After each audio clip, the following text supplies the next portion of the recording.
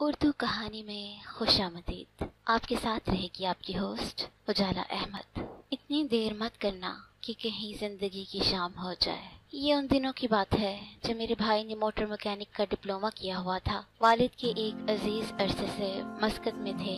والد صاحب نے چچا فاضل کو خط لکھا کہ اگر تم نصیر کو اپنے پاس بلا کر روزگار پر لگوا لو تو میں تمہارا بے حد مشکور ہوں گا۔ چچا کے ایک دوست کی وہاں ورک شاپ تھی، انہوں نے ویزے کا بندوبست کر دیا۔ جو شخص ویزا لایا اس نے اپنی معاونت کی رقم بھی طلب کی۔ والد صاحب نے جمع پونجی معاوضے کے طور پر اس کو دے دی اور کچھ رقم بھائی کو خرچ کرنے کے لیے دے دی۔ اس طرح نصیر چچا فاضل کے پاس مسقط پہنچ گیا۔ انہوں نے اپنے واقف کار سے بات کی اور اس نے بھائی کو اپنی ورک شاپ پر ہیلپر رکھ لیا۔ پہلے 3 ماہ تنخواہ کی مد میں بہت کم رقم طے کی گئی، بعد میں بڑھانے کا وعدہ کیا گیا۔ بھائی نے قبول کر لیا کہ چلو اچھی طرح کام سیکھ لوں گا اور تنخواہ بڑھ جائے گی۔ ادھر ابو کی قلیل پینشن پر ہمارا گزارا مشکل سے ہو رہا تھا۔ میں نے گریجویشن مکمل کیا، بی ایڈ کرنے کا ارادہ تھا، لیکن بھائی کی طرف سے خاطر خواہ رقم نہ پہنچی تو داخلہ نہ لے سکی اور ایک اسکول میں بطور ٹیچر اپلائی کر دیا جس کی اسامی کے لیے اخبار میں اشتہار پڑھا تھا۔ اسکول کسی فلاحی ادارے کا تھا، یتیم بچوں کو پڑھاتا تھا، گھر سے کافی فاصلے پر تھا۔ ان دنوں کچھ روٹس پر کم بسیں چلتی تھی، اس کے باوجود انٹرویو دینے چلی گئی کہ فی الحال کہیں تو پاؤں اٹکا لوں، خدا کرے گا تو اس وقت کوئی نہ کوئی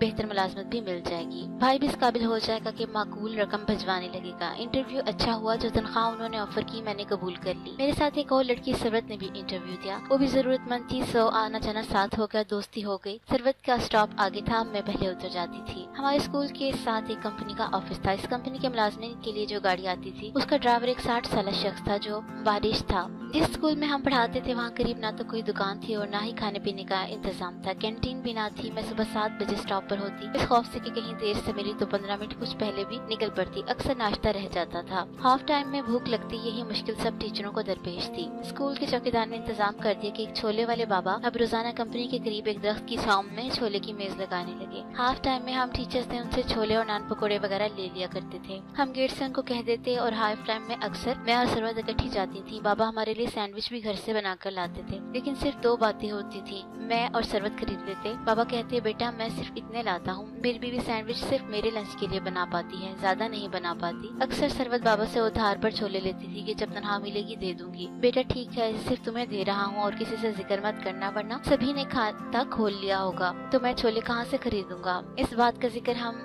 دیگر کولیگ سے نہیں کرتی تھی۔ ایک دن میں نے چھولے والے بابا سے پوچھا کہ کیا آپ کا کوئی بیٹا نہیں ہے؟ بیٹی اللہ اس کی عمر دراز کرے، وہ مسقط میں ہے، کمانے کیا ہے، وہاں اس کے ایک مقامی سے جھگڑا ہو گیا ہے، وہ تنخواہ پوری نہیں دے رہا تھا، وہاں کے ایک بڑے آدمی کو درخواست دی ہوئی ہے، ہم اپنے بچے کے لیے بہت پریشان ہیں، کرائے کا مکان ہے، اس سے تنخواہ ناکافی ہو جاتی ہے۔ اسکول کے چوکیدار نے مشورہ دیا کہ تم چھولے بیچ کر کچھ آمدنی بنا لو۔ بابا خیردین کے حالات سن کر مجھے بہت افسوس ہوا۔ میں نے کہا بھائی بابا میرا بھائی بھی مسقط میں ہے، آپ اپنے بیٹے کا نام بتا دیں۔ میں نے بابا کے بیٹے کا نام و پتہ لے لیا اور بھائی کو فون پر تفصیل بتائی، پتہ لکھوایا تو بھائی نے کہا اسی جگہ نزدیک میرا بھی قیام ہے، پتہ کر کے بتا دوں گا۔ ایک دن ہم نے گیٹ سے چھولوں کا آرڈر دینا چاہا لیکن جواب نہ ملا، جھانک کر دیکھا درخت کے نیچے بابا کی میز نہیں لگی تھی۔ کئی دن تک بابا نہ آئے، سروت اپنے لیے کچھ لاتی تو میرے ساتھ شیئر کر لیتی، میں بسکٹ بیگ میں رکھ کر لے جاتی۔ پورا ہفتہ بابا نہ آئے، میں نے سروت سے کہا پتہ نہیں چھولے والے بزرگ کیوں نہیں آ رہے، وہ خاموش رہی جیسے اس نے میری بات ہی نہ سنی ہو۔ اگلے دن پھر میں نے یہی بات کی تو بولی ایک بات کے پیچھے ہی پڑ جاتی ہو، اب بابا کا ذکر مت کرنا۔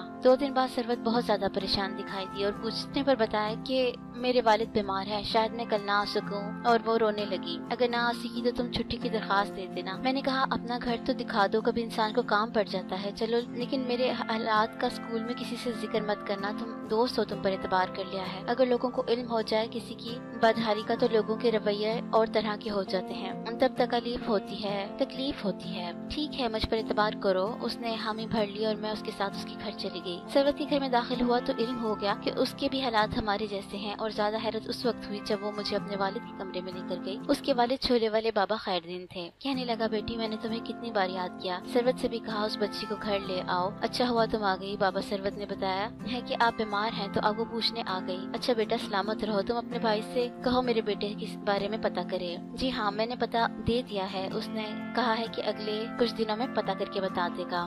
یہ سوچا میں نے کہ یہ بیمار ہیں، ان کو کیسے بتاؤں۔ رات ہی بھائی کا فون آیا تھا اور انہوں نے بتایا تھا کہ ان کا بیٹا علیم حوالات میں ہے کیونکہ اس مقامی نے اسے چوری کے الزام میں اندر کروا دیا ہے۔ مجھے شش پنچ میں دیکھ کر بولے کچھ نامعلوم ہونے سے میری بیماری زیادہ بڑھ جائے گی، अगर कुछ मालूमात हैं तो बता दो, मैं सुनने के लिए बेताब हूँ। मुझे बताना ही पड़ा, जाहिर है वो और ज्यादा बुझ कर रह गए। बस इतना कहा, बेटी अल्लाह मालिक है, वो कारसाज है, कोई ना कोई मददगार उसके लिए भेजेगा। भाईजान कह रहे थे कि उन्होंने चचा फाजिल को बताया है, क्योंकि वो अरसे से वहाँ रह रहे थे। इंशाल्लाह कुछ सबील निकल आएगी। मैंने तसल्ली दे दी, अल्लाह ने मेरी बात की लाज रख ली। भाईजान चचा फाजिल के पास गए और उन्होंने वहाँ के एक बड़े आदमी को दरखास्त दी। चोरी का इल्जाम साबित न हुआ तो सरवत के भाई को जेल से रिहाई मिल गई। सरवत मेरी बहुत मशहूर हुई, उसका भाई वापस आ गया, लेकिन सरवत के हालात बदस्तूर वैसे रहे। बाबा ठीक हो गए, मगर उन्होंने छोले फरोख्त करना बंद कर दिए। वो कमजोर हो गए थे। उनके बेटे को बाबा के मालिक ने अपनी कंपनी में मामूली मुलाजमत पर रख लिया। बाबा घर बैठ के मेरे भाई की और अच्छी जगह नौकरी हो गई, तनख्वाह भी खातिर खा मिलने लगी, तो मैं हर माह ज्यादा रकम भिजवाने लगे। तब माँ थोड़ी थोड़ी बचत करने लगी।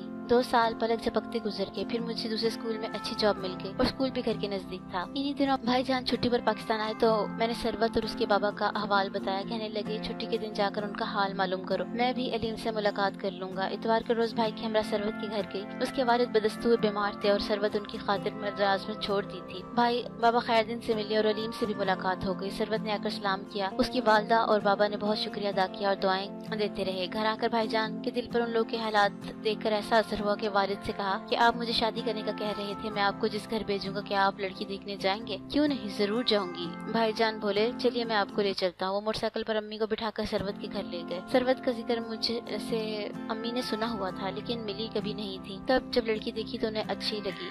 बेटे ने घर आकर कहा, अम्मी जान ये शरीफ लोग हैं, बड़े लोग हमें रिश्ता देंगे और ना हमें उधर देखना चाहिए, ऐसे अपने जैसों का रिश्ता ठीक रहेगा। अब सरवत से ही मेरी शादी करा दें। इस सरवत का नाम सुनकर मेरे कान खड़े हो गए। पूछा, भाईजान कहाँ रहती है आप वाली सरवत? तुम जानती हो तुम्हारी सहेली है, तुम ही तो हो उसके घर लेके गई थी। उसे देखा तो मुझको पसंद आ गई है, इसलिए अम्मी को लेकर गया था। पहले वो लड़की को पसंद कर ले तो तुमसे जिक्र करेंगे। खुशी से अम्मी के साथ रिश्ते की बातें करने लगी। अलीम तो भाई का एहसान मंद था कि वतन वापसी का किराया भी उन्होंने ही उसे दिया था। बाबा खैरदीन तो इतने खुश हुए कि जैसे उनके तन मुर्दा में जान पड़ गई। उन्होंने इतने खुश होकर रिश्ता दे दिया। इस तरह सरवत मेरी भाभी बन गई। कहते हैं कि मर्द के रिस्क में बीवी के नसीब से इजाफा होता है। जिस घर में आपस में प्यार मोहब्बत और सुलह होती है, वहाँ अल्लाह ताला रिस्क भी बरकत डाल देता है। हमारे घर का माहौल ऐसा ही था। खुदा ने भाईजान की नेक नियति का फल सरवत की सूरत में दे दिया। वो हमारी तवक्का से भी ज्यादा अच्छी साबित हुई। हमारे वालिदैन की खिदमत करती, सगी बहन भाइयों का ख्याल करती। भाईजान शादी के बाद 1 माह साथ थे, फिर मस्कत चले गए। भाभी को उनकी गैर मौजूदगी में भी हमारे साथ रहना था और वो रही। उसको घर के कामों को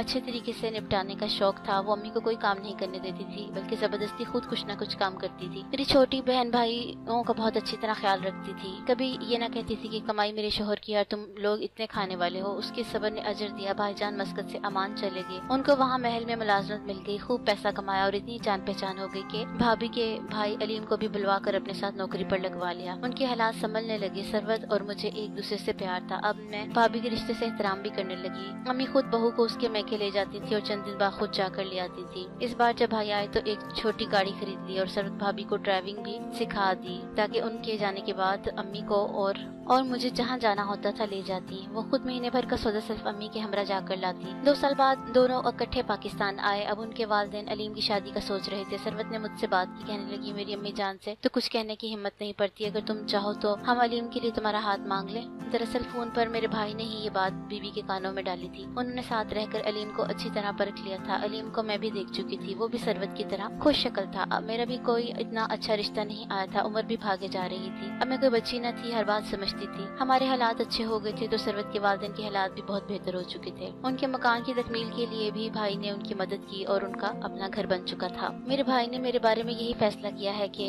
मैं लोग किसी अजनबी घर में देने की बजाय इन देखे भाले लोगों में क्यों ना दूं जो अपनों से बढ़कर हो चुके हैं। भाभी ने हर हाल में शोहर की गैर मौजूदगी में ससुराल में रहकर गुजारा किया। कभी कोई मुतालबा नहीं किया, कभी कोई शिकवा नहीं किया, ना ही शिकायत का मौका दिया। उनका तो यही एहसान नहीं था। वो तो यही एहसान नहीं भूलती थी कि मेरे भाई ने रिहाई दिलवाई। कहते हैं कि इंसान नहीं, खुद तो चिरागों से चिराग जलते हैं। खुद गर्ज और एहसान फरामोश हो तब भी कोई उनका क्या बिगाड़ सकता है। लेकिन रब की जात का कमाल देखिए कि जो सबसे बड़ा मुनसिफ है और जिसकी मुट्ठी में रिस्क और नेकी करने वालों के लिए अजर अजीम है। मेरी एक छोटी बहन बिन ब्याही थी। वालिदैन को उसके रिश्ते की भी फिक्र थी, लिहाजा मैंने और भाई और भाभी के फैसले को सरांग आंखों पर रखा और बखुशी अपनी रजामंदी दे दी। वालिदैन ने शुक्र किया कि एक बेटी का मसला हल हुआ। मेरे लिए दौलत नहीं शराफत अहम थी, और भाभी वाले भी हमारे कबील के ही लोग थे, सो खूब निभ गए वो मसाइल जो खामखा अक्सर ख्वातीन घरेलू जिंदगी में पैदा करती हैं। वरना मैंने पैदा किया और ना सरवत ने। मैंने सरवत भाभी से बहुत कुछ सीखा था। एक अच्छी भाभी बनकर मैंने उसकी अमली तौर पर समझा कि घर कैसे बसाते हैं और रिश्तों को कैसे निभाते हैं। सो मैंने भी अपनी छोटी नंद और देवर को बहुत बहन भाइयों की तरह प्यार किया और समझा। हमारा घराना मसाली था, लेकिन ये कुदरती बात है कि बीवियां चाहती हैं कि शोहर उनके साथ रहें। कभी बच्चे बीमार हो जाते, कभी वालिदैन को हमारे